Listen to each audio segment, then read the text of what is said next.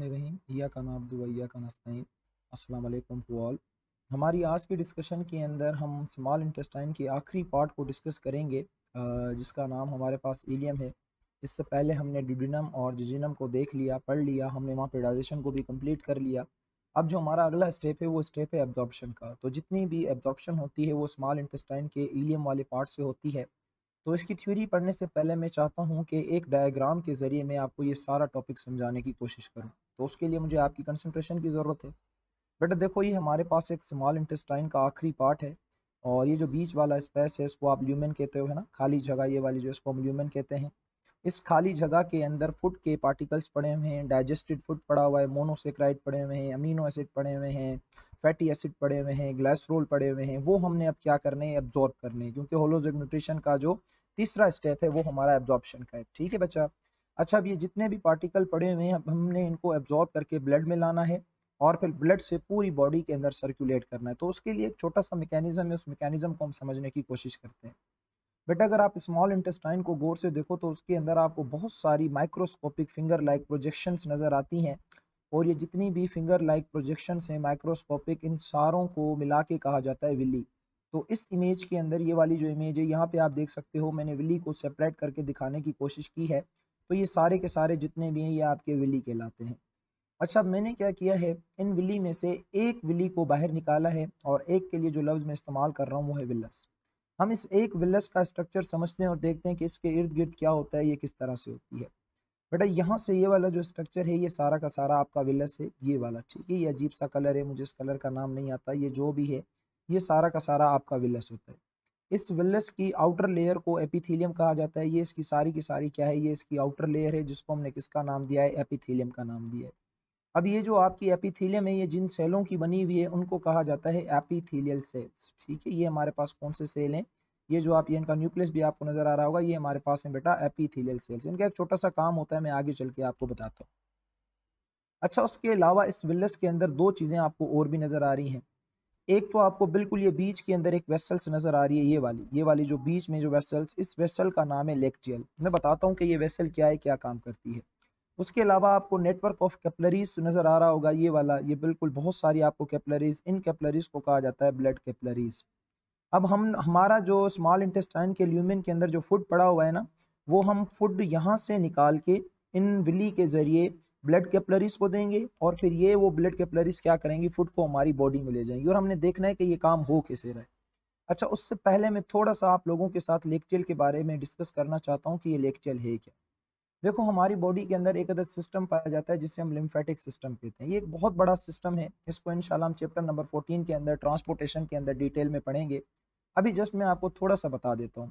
अच्छा, इस lymphatic system के अंदर कुछ वेसल्स पाई जाती हैं जिन्हें लिम्फ वेसल्स कहा जाता है, या लिम्फेटिक वेसल्स। उन्हीं में से वो वेसल्स जो इंटेस्टाइन के अंदर पाई जाती है ना, लिम्फ वेसल, उस लिम्फ वेसल का नाम क्या है, लेक्टियल। तो ये लेक्टियल बेटा आपकी क्या है, एक किस्म की लिम्फ वेसल्स है, ठीक है, लिम्फेटिक वेसल्स है एक किस्म की। अच्छा, ये जो लिम्फेटिक वेसल्स होती हैं, ये जो लिम्फेटिक सिस्टम है ये क्या काम करता है। अभी वैसे तो इसका बहुत डीप और बहुत स्ट्रॉन्ग काम है, लेकिन जस्ट मैं थोड़ा सा आपको हिंट दे देता हूँ। बेटा होता क्या है कि हमारी जो ब्लड वेसल्स होती हैं, जो ब्लड कैपिलरीज होती हैं, यहाँ से फ्लूइड जो है वो लीक होता रहता है। क्यों होता रहता है, इंशाल्लाह ये सारी चीज़ें मैं चैप्टर नंबर 14 के अंदर आप लोगों के साथ डिस्कस करूंगा। अब ये जो फ्लूइड लीक होता है तो ये फ्लूइड आ जाता है टिश्यूज़ के अंदर, और ये फ्लूइड जो कि टिश्यूज़ के अंदर आता है इसको साइंटिफिकली कहा जाता है लिम्फ। सही बचा।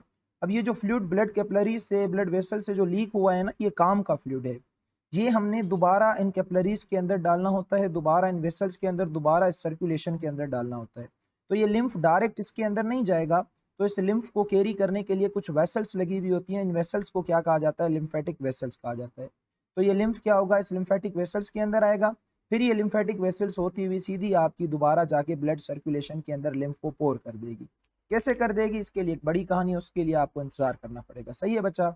और इसी तरह से, जिस तरह से ये लिम्फ वेसल्स हैं, जो स्मॉल इंटेस्टाइन के अंदर लिम्फ वेसल पाई जाती है, लिम्फेटिक वेसल, उसका नाम क्या है, उसका नाम लेक्टियल है। अच्छा, अब आपको पता है कि मान लो कि ये सारा का सारा हमारा ल्यूमेन है।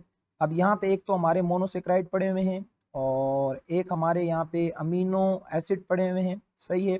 और जो तीसरे हमारे पड़े हुए हैं वो पड़े हुए हैं फैटी एसिड पड़े हुए हैं, और प्लस में क्या पड़े हुए हैं, ग्लाइसरोल पड़े हुए हैं, सही है।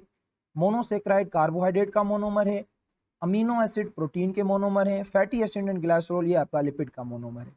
अच्छा, बहुत आसान सा काम है। काम क्या है कि ये मोनोसेक्राइड और ये अमीनो एसिड ये दोनों इन ब्लड कैपिलरीज के साथ क्या हो जाएंगे, डिफ्यूज हो जाएंगे। सही है, ये जो ब्लड कैपिलरीज आपको नजर आ रही है ना, ये जो मोनोसेक्राइड है और ये जो अमीनो एसिड है, ये इन ब्लड कैपिलरीज के अंदर क्या हो जाएंगे, डिफ्यूज हो जाएंगे। ये आपको जो ब्लड कैपिलरी नजर आ रही हैं इनके अंदर ये डिफ्यूज हो गए।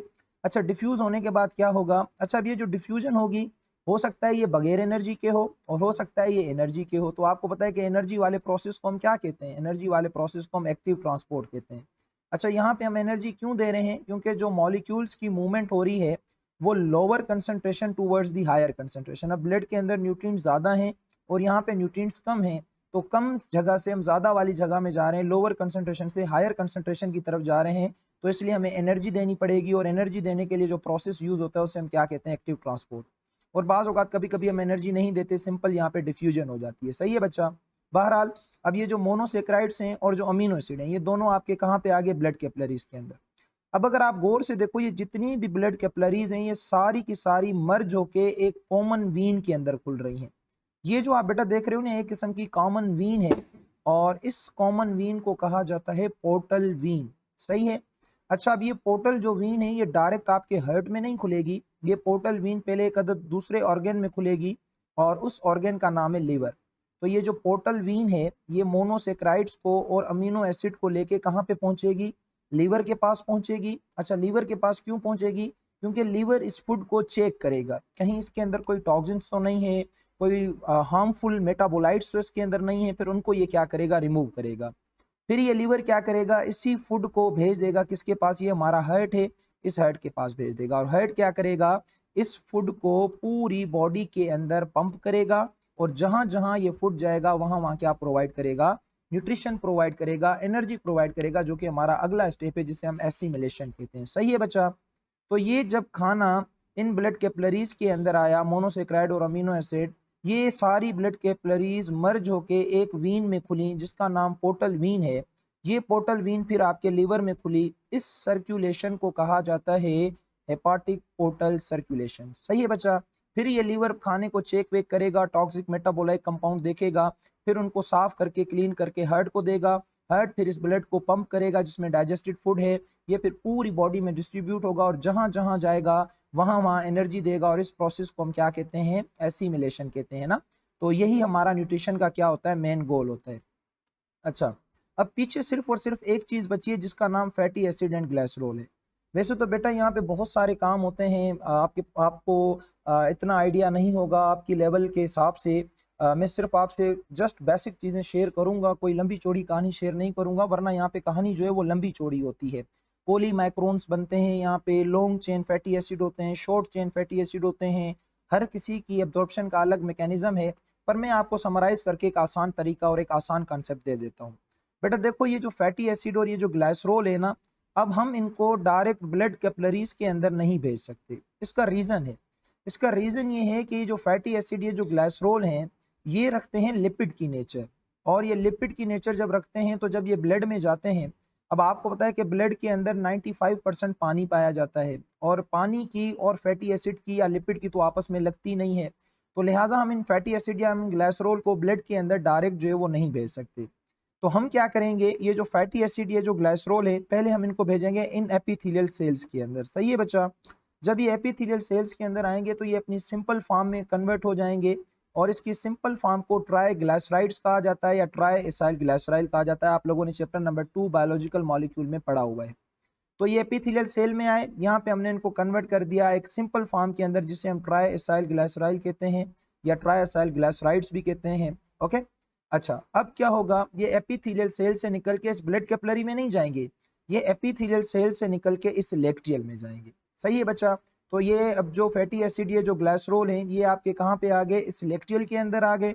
अच्छा, अब यहाँ पे क्या होगा, यहाँ पे ये होगा कि ये जो आपके ट्राईग्लाइसराइड्स हैं, इनके ऊपर एक अदद कवरिंग चढ़ाएगी। मान लो ये हमारे पास क्या ट्राईग्लाइसराइड्स हैं, अब इनके ऊपर हम एक कवरिंग चढ़ाएंगे और ये कवरिंग किसकी होगी, प्रोटीन की होगी।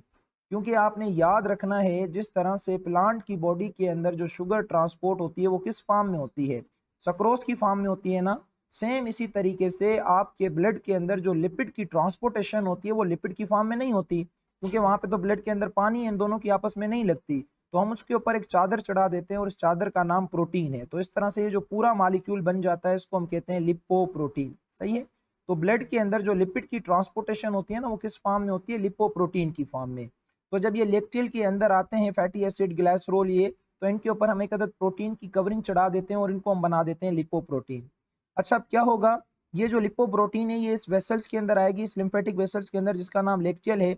अब ये यहाँ से देखो ये ओपन हो रही है, ये जो लेक्टियल वेसल्स है, ये जो लिम्फेटिक वेसल्स है, ये पता है ओपन कहाँ होगी? आपका जो थोरेक्सिक रीजन होता है ना, थोरेक्सिक रीजन, यहाँ पे एक वीन पाई जाती है जिसे कहा जाता है सब क्लेवियन वीन। ठीक है, उसे क्या कहा जाता है? सब क्लेवियन वीन कहा जाता है। और इस सब क्लेवियन वीन के अंदर ये जाके ओपन हो जाएगी। सही है, ये हमारी सब क्लेवियन वीन के अंदर जाके ओपन हो गई। और आपने याद रखना है ये जो सब क्लेवियन वीन है फिर ये सीधी आपकी जाके कहाँ खुलती है? हार्ट में खुलती है। तो हार्ट क्या करेगा? अब इस ब्लड को पंप करेगा जिसके अंदर आपके ट्राइग्लिसराइड्स पड़े हुए हैं लिपोप्रोटीन की फॉर्म में, और ये फिर पूरी बॉडी में क्या होगा? ट्रांसपोर्ट होगा। तो इस तरह से लिपिड की क्या होती है? ट्रांसपोर्टेशन होती है।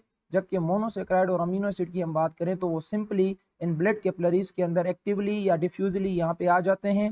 फिर ये हेपाटिक पोर्टल सर्कुलेशन से लीवर में जाते हैं, फिर लीवर दिल के पास भेजता है, फिर दिल पूरी बॉडी में, और जहाँ जहाँ जाते हैं वहाँ एनर्जी देते हैं। इस प्रोसेस को हम एसिमिलेशन कहते हैं। लेकिन जब हम फैटी एसिड या ग्लाइसरोल की बात करें तो इनका देखो मैकेनिज्म टोटल डिफरेंट है।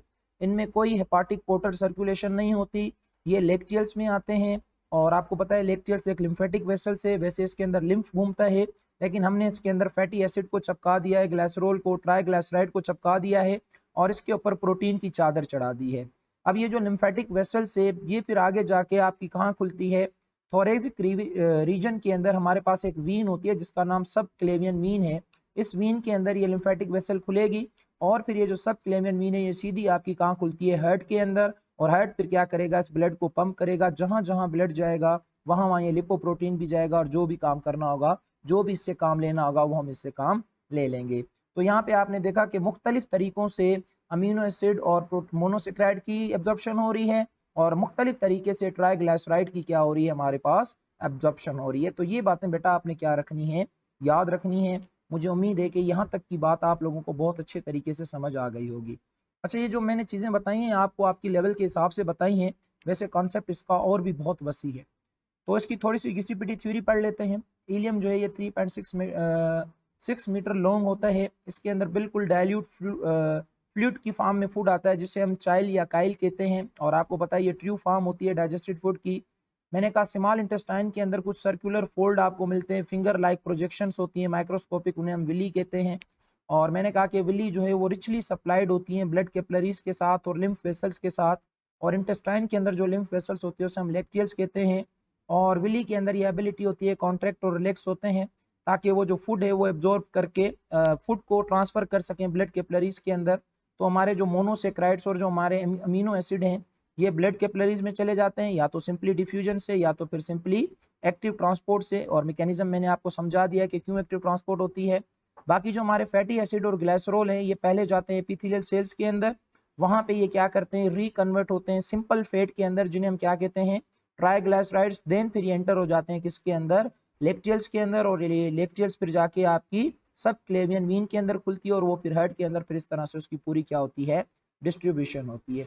तो यहाँ पे एक देख लो, मैंने आप लोगों की आसानी के लिए लिख दिया है, द ब्लड कैपिलरीज कन्वर्ज, सारी की सारी कन्वर्ज एक पॉइंट पे हो जाती हैं और ये एक वीन बनाती हैं जिसे पोर्टल वीन या हेपाटिक पोर्टल वीन कहा जाता है, जो कि फूड को डिलीवर कर देती हैं किसके पास? लीवर के पास, जहाँ पे वो स्टोर होगा, चेक होगा, फिर उसके बाद उसको डिस्ट्रीब्यूट किया जाएगा बॉडी के मुख्तलिफ सेलों के अंदर by the help of heart, और हार्ट की मदद से। सही है बच्चा? यहाँ पे हमारी आज की डिस्कशन को हम ख़त्म करते हैं, और हम अपनी नेक्स्ट वीडियो के अंदर लार्ज इंटेस्टाइन के ऊपर डिस्कस करेंगे। मुझे उम्मीद है कि ये टॉपिक आप लोगों को समझ आ गया होगा। आपका जो भी सवाल हो आप मुझसे टेक्स्ट पे या कमेंट बॉक्स में आके पूछ सकते हो। अपना बहुत सारा ख्याल रखिएगा। अल्लाह हाफिज़।